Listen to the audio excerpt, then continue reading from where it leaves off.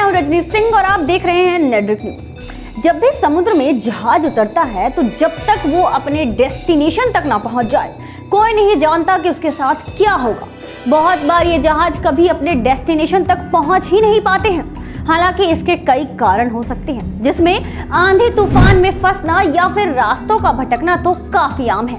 लेकिन एक और खतरा है जो जहाजों को पूरे रास्ते खौफ के एक साए में रखता है। इस खतरे का नाम है समुद्री लुटेरे।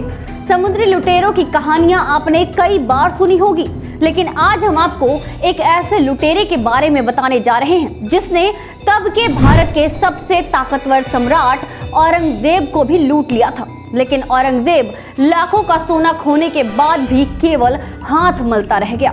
कौन था वो लुटेरा जिसने औरंगजेब का सोने से भरा जहाज लूट लिया था? जहाज पर कत्लेआम किया, कई औरतों के साथ बलात्कार किया, लेकिन फिर भी कभी उस लुटेरे के बारे में किसी को कोई जानकारी नहीं मिली। इस खूंखार लुटेरे के बारे में जाने उससे पहले चैनल को सब्सक्राइब करके बेल आइकन जरूर दबा दीजिए, वीडियो को लाइक करके शेयर जरूर कीजिए। अब बढ़ते हैं इस खबर में आगे। साल 1695 का दौर था। भारत पर मुगल शासक औरंगजेब का राज चलता था, लेकिन औरंगजेब ने विदेशों से व्यापार को काफी बढ़ावा दिया था।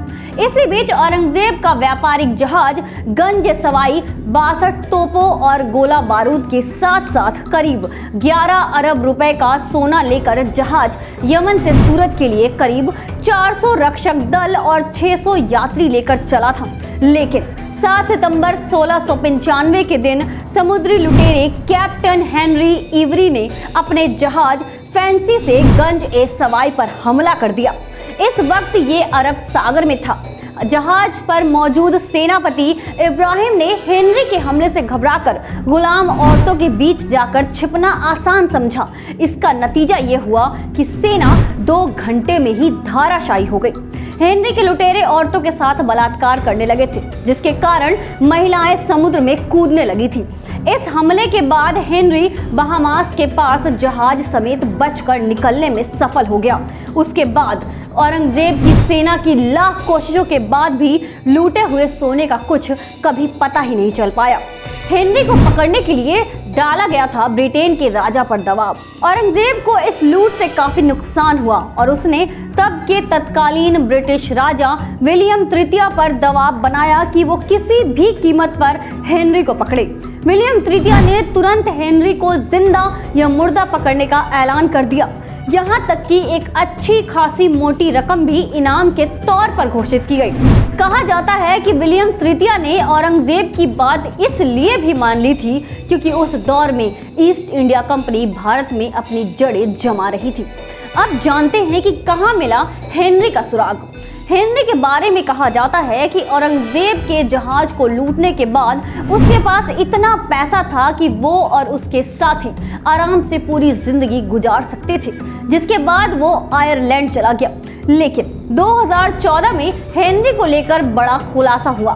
दरअसल कहीं भी इस बात के बारे में जिक्र नहीं है कि हेनरी कभी अमेरिका गया था, लेकिन 2014 में अमेरिका में एक खेत से चांदी के सिक्के मिले हैं, जो कि वही सिक्के हैं जो औरंगजेब के जहाज पर थे। इन सिक्कों पर अरबी भाषा में इसके देश के बारे में लिखा था। सिक्कों की जांच के बाद सामने आया कि ये सिक्के असल में 1693 में यमन में बनाए गए थे और ये सिक्के यमन से सूरत लाए जा रहे थे। यानी कि जहाज लूटने के बाद हेनरी अमेरिका भी गया था। इस लॉजिक के पीछे एक कारण ये भी है कि जिस वक्त ये सिक्के बने थे उस वक्त अमेरिका यमन या फिर उसके आसपास के देशों से किसी तरह का कोई व्यापार नहीं करता था। ऐसे में यमन के सिक्कों का अमेरिका में मिलने का सवाल ही पैदा नहीं होता। लेकिन इन सिक्कों के मिलने के बाद ये हो सकता है कि अब ये रहस्य भी खुल जाए कि औरंगजेब का खजाना लूटकर हेनरी वाकई में कहां जाकर छिपा था।